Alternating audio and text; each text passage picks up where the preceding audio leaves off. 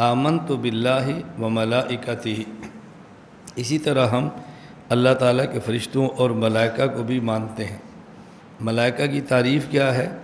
انہا اجسام لطیفۃ نورانیۃ قادرۃ علی التشکل بالاشکال۔ انہا اجسام لطیفۃ نورانیۃ قادرۃ علی التشکل باشکال۔ یہ فرشتے نور سے پیدا کی جانے والی ایک ایسی لطیف مخلوق ہے کہ جو مختلف شکلیں اختیار کرنے پر قدرت رکھتے ہیں۔ ملائکہ کے بارے میں 3-4 باتیں آپ ذہن نشین فرما لیں۔ پہلی بات یہ کہ ملائکہ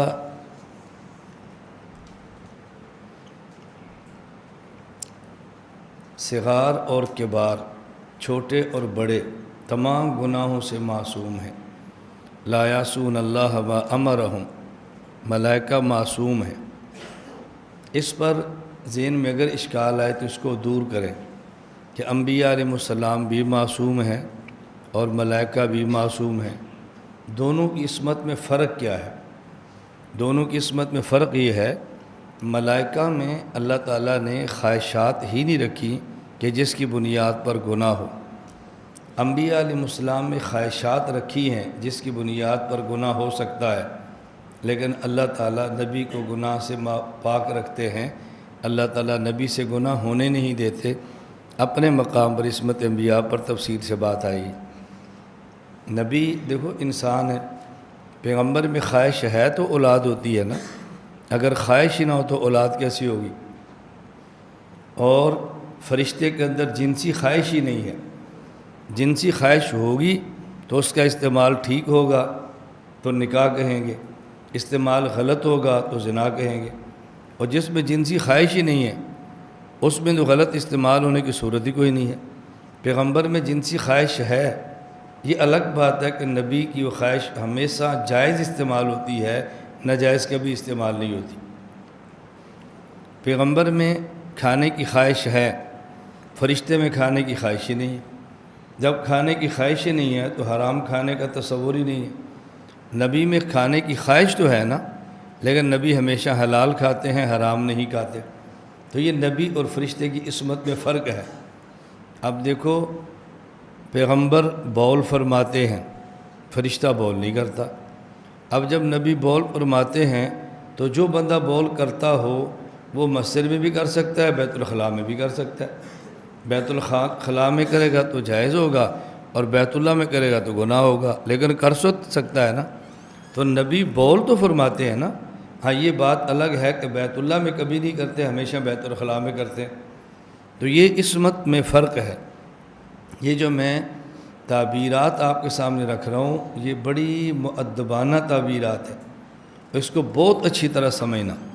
عام طور میں آدمی نبی اور فرشتے کی عصمت میں فرق یوں کرتا ہے کہ فرشتے میں گناہ کا تقاضا نہیں ہے اور گناہ کرتا نہیں ہے، نبی میں گناہ کا تقاضا ہے اور کرتا نہیں ہے۔ اب دیکھو یہ تعبیر ایسی ہے جو پیغمبر کی شان کے خلاف ہے۔ میں تعبیر کیا اختیار کر رہا ہوں کہ فرشتے میں خواہشات نہیں ہیں۔ میں گناہ تو کہتا ہے ناجائز خواہش کو، جب اب یہ کہیں گے نا کہ فرشتے میں گناہ کا تقاضا نہیں ہے، یعنی فرشتے میں ناجائز خواہش کا تقاضا نہیں ہے اور گناہ کرتا بھی نہیں ہے، ناجائز خواہش کو پورا کرتا بھی نہیں ہے۔ اور نبی کے بارے میں آپ کہیں گے کہ اس میں گناہ کا تقاضا ہے، کیا معنی؟ ناجائز خواہش کا تقاضا ہے لیکن گناہ کرتا نہیں ہے، لہذا معصوم ہے۔ اور میں ناجائز کا لفظ کاٹ رہا ہوں، میں یہ کہہ رہا ہوں کہ فرشتے میں خواہشات نہیں ہیں اور پیغمبر میں خواہشات ہوتی ہیں۔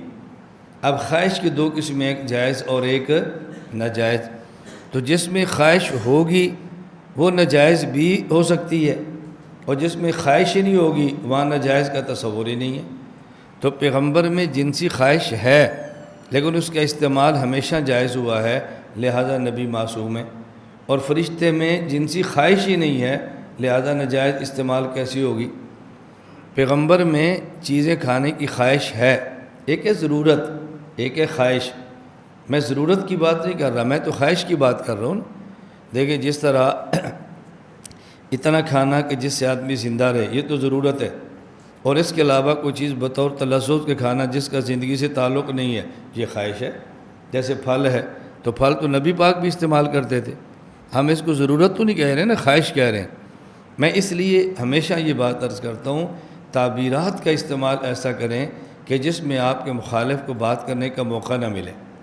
یہ آج کل عموماً جو کلپس تیار ہوتے ہیں نا، ہمارے دیوبند کے علماء جو سٹیج پر بیان کرتے ہیں اور ان کے خلاف کلپ آتے ہیں، ان کے خلاف تحریریں آتی ہیں، ان کے خلاف بیانات آتے ہیں، کیوں؟ وہ تعبیر صحیح نہیں ہوتی۔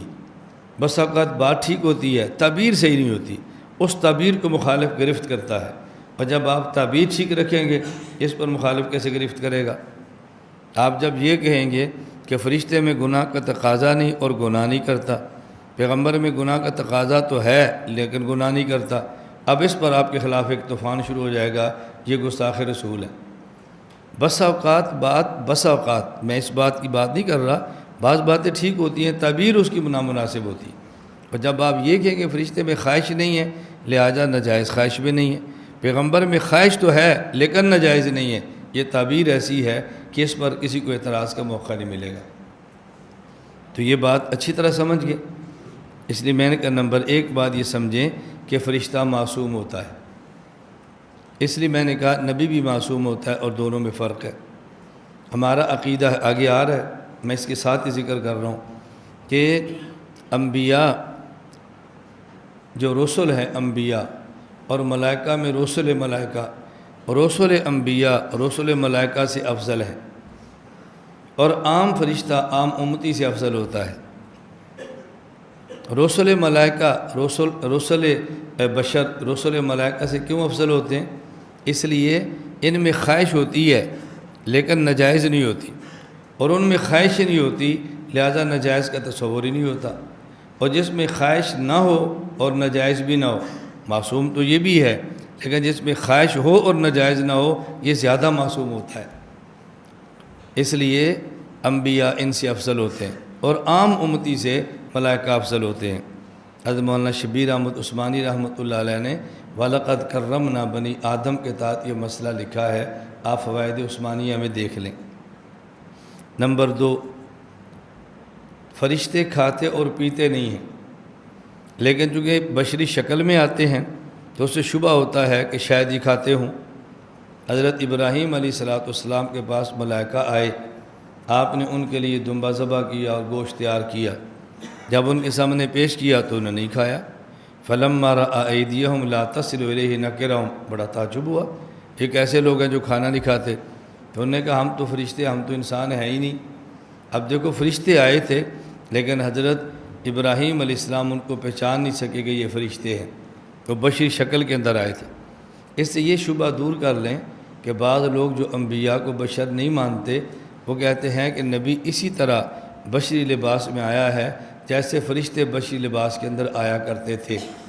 ابراہیم علیہ السلام کے پاس آئے ہیں، حضرت مریم کے پاس آئے ہیں، بس اوقات حضور کے پاس دہیہ قلبی کی شکل میں آئے ہیں، اسی طرح نبی بھی بشر نہیں ہے، بشری لباس میں ہے۔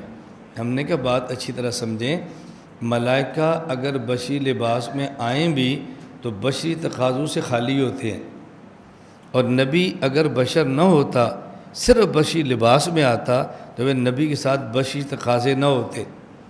بشری تقاضے نبی کے ساتھ ہونا اس بات کی علامت ہے کہ بشری لباس میں نہیں ہے، حقیقت بشریہ کے ساتھ ہے، اور ملائکہ کا آنا اور بشری تقاضوں سے پاک ہونا اس بات کی علامت ہے کہ حقیقت بشریہ سے خالی ہیں، ہاں البتہ بشری لباس کے اندر آئے ہیں۔